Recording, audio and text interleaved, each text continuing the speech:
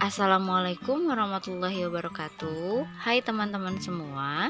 Kali ini kita akan belajar materi tentang ide pokok dan kesimpulan. Tematik 1, kelas 6.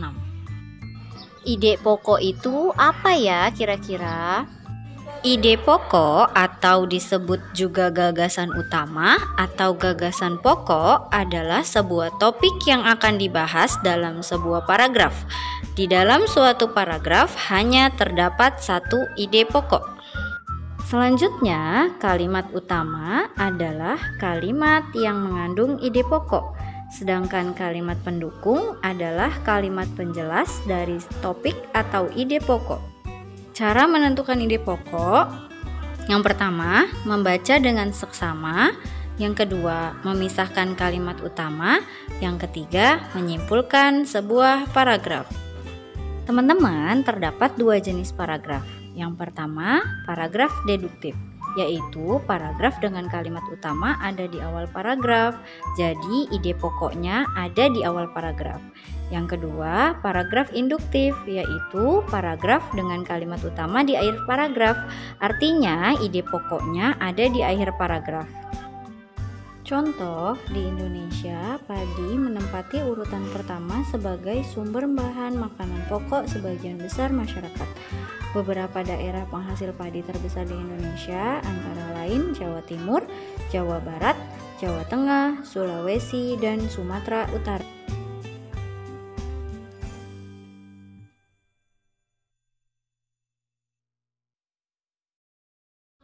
Nah, pertama, sebelum menentukan ide pokok, teman-teman harus menentukan kalimat utama.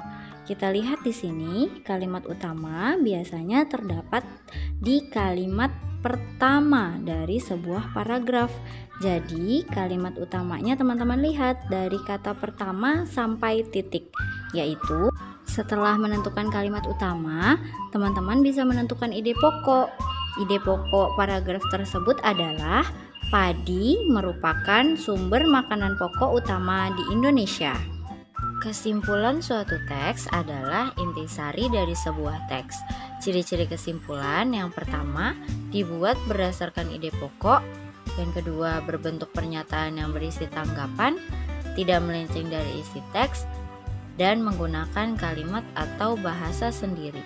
Jadi, teman-teman bisa menentukan kesimpulan dari ide pokok yang sudah teman-teman tentukan sebelumnya.